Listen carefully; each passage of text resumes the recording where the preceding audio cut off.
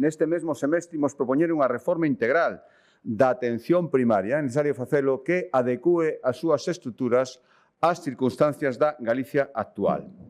Esta reforma da atención primaria ten dous obxectivos claros, ten moitos, pero dous clarísimos. Liberar os médicos de tarefas burocráticas para que se poidan adicar o que realmente teñen que facer, que atender os pacientes e acadar as sendas que non superen os 30 pacientes en xornada ordinaria.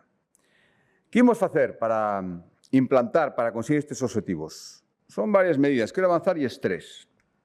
A primeira, crear unha unidade especial que vai centralizar esa gran parte de papelamen de traballo burocrático que non ten valor médico, non ten valor clínico e que sobrecarga os profesionais. A segunda, aproveitando o impulso desta descarga burocrática, imos implantar un novo modelo de xestión das asendas dinámico, flexible e adaptado ás circunstancias de cada centro de saúde para que o médico lle poida dedicar máis tempo a cada paciente e que teña unha atención da máxima calidade.